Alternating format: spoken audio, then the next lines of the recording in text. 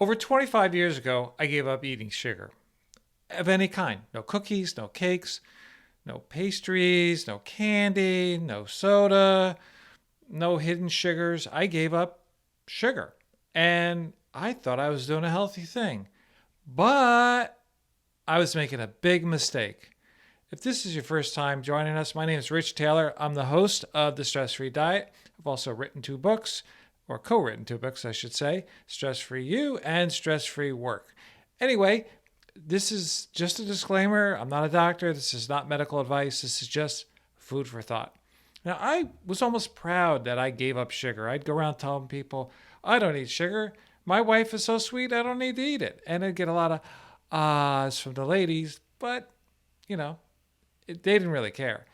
But the truth was, I was eating a lot of sugar, but I didn't realize it.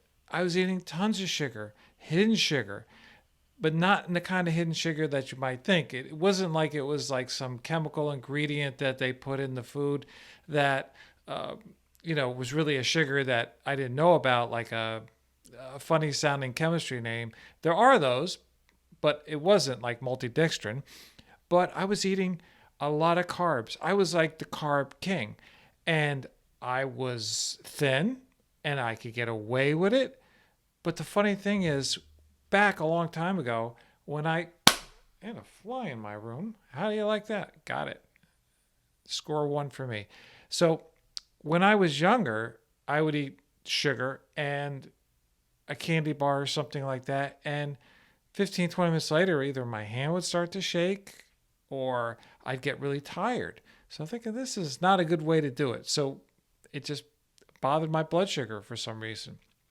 Many years later, when I started I was eating a lot of carbs all the time, and then they started making me tired. So rocket scientist brain figured, well, you eat this, it tastes good for a few seconds in your mouth, and the next hour and a half I'm tired and sluggish and gotta take a nap.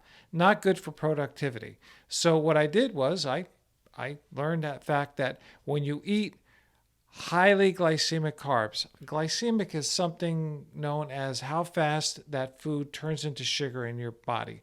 The moment you eat it, it starts breaking it down, and the faster it breaks down, the faster that will put sugar into your body. Now, example, if you take uh, some wheat that's just been, I guess, got from the wheat farm, you're not going to eat it. But if you did eat it, it would take quite a while for that to break down. You probably also get a stomach ache. But if you take that wheat and you grind it into a fine powder and you put it under pressure and you bake it and you cook it and do this and that and you break it all down into like this fine powder and then you make it into something, you eat that. So you can see that's going to process glycemically, raising your blood sugar much faster than the original wheat that you're going to eat. That rhymes and that's fun, but yeah, again, don't eat wheat like that right off the plant. It's probably not a very good thing to do. So I was eating a lot of things. I would like have breakfast and then a healthy breakfast, and then I would be snacking all morning on bread. I would eat tons of bread. Like I thought white bread with butter was healthy. And then I might switch to whole wheat or like a really a sprouted wheat bread, which is more denser. And there are certain benefits to those. You do get certain maybe B vitamins and some minerals, but you're also getting a lot of highly glycemic carbohydrates, and that's not a healthy thing. So, like I said, over the years, and I would eat dates. I love dates, and dates are healthy for you, but not the way I eat them. I would eat like half a container of them, and that's just a lot of sugar and a lot of fructose, which is the fruit sugar. So anyway, all this I'm trying to say is that I gave up sugar, and I would go to parties, and people would have cake, they'd have pies, they'd have dessert. They go out to restaurants, they'd all order dessert, and I would sit there and not eat any of it. I wouldn't even like take a taste of it because I had been away from the taste of sugar so long that if I actually tasted it, it wouldn't taste good. Matter of fact, we were at one of those family get-togethers where everyone had the red plastic cups, and I had a red plastic cup of water. And I put it down, and then I went to pick it up to drink it, and I picked up my daughter's cup of um, Sprite soda, and I wasn't paying attention, took a sip, and I'm like, it. I don't know if you've ever tasted soda that had like way too much syrup in it, not enough like bubbles or seltzer. it didn't taste good. It tasted like gooky sweet, not the way I remember soda used to taste back when I used to drink it a long, many years ago. Now, it wasn't the fault of the Sprite. The Sprite was made the way Sprite's supposed to be made, but because my palate was so not used to consuming sugar, it didn't taste. It tasted terrible. And if I were to eat like a candy bar, it would just be like over the top sweet. And I don't even eat like sweet things with monk fruit and stevia. I very rarely even use that, even though I could, and it's low glycemic. But it's still, I just don't care that much. I mean, it was never a big thing for me. But for some people, that is an option. The point I'm trying to make is that by eating all those carbs, I was treating my body the same way if I'd been eating the sugar. I mean, the difference between eating a candy bar and a piece of like a big piece of bread, there's really no difference.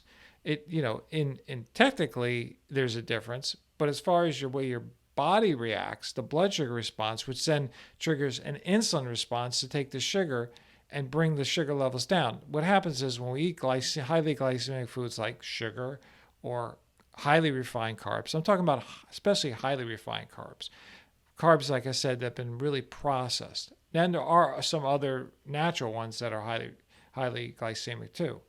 But and you can look at stressforyou.com and just look for the glycemic chart. We have a whole tab there, and you can look up all the foods there. So the point I'm making is that even though I thought I was giving up sugar, I really wasn't. And it wasn't only until about a year ago when I got into the stress-free diet and created it that my diet is now stress-free as far as sugar or highly refined carbohydrates. For breakfast, I'll have a bowl of frozen raspberries that I thawed, organic ones. On top of that, not like about a half a cup, maybe a cup. And then on top of it, I'll put chia pudding. Very healthy, got healthy fats, omega-3s from the chia seeds, got tons of fiber, has protein in it. And then on top of that, I'll put a scoop of homemade pecan butter.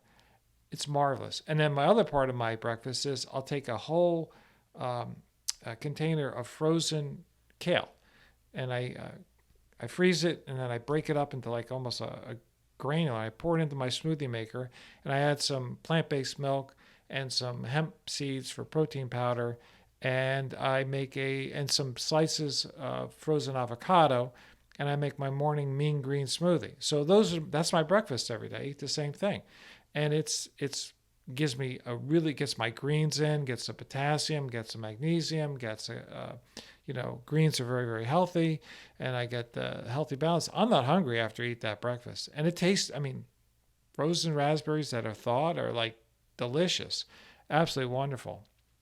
So it's a great combination. And my lunch usually consists of like a big salad with maybe some avocado on it, and lots of olives, because olives are actually a fruit, but they have some fat in there, and some hemp seeds or chia for protein. And for dinner, I just eat a lot of really healthy vegetables and supplement with some like protein if I need it, like hemp hearts. So that's a very basic diet. Notice I didn't tell you I eat rice or potatoes, or if I want mashed potatoes, I'll have mashed cauliflower, which is amazing. You basically take cauliflower rice or cauliflower and you steam it, and then you mash it the same way with like a stick blender that you would with mashed potatoes. Very hard to tell the difference, and the glycemic difference between mashed potatoes and mashed cauliflower is enormous, and you can really enjoy that. And you can put whatever you want, mix it with your vegetables, or even if you're a meat eater, you can have it with that instead of having the mashed potatoes. A great alternative. So again, these are just all the different things you can do and not eat sugar and not eat the highly refined carbohydrates. Because the one thing you don't want to have happen is you don't want to get to a point where your blood sugar response, it cannot be corrected by the insulin, which then leads to diabetes or prediabetes. Again, I'm not a doctor and this is not medical advice, but if you can control your blood sugar, you'll control your weight. And by doing that, you'll not be stressed out. So again, I hope this helps, and we'll see you in the next video, and stay blessed.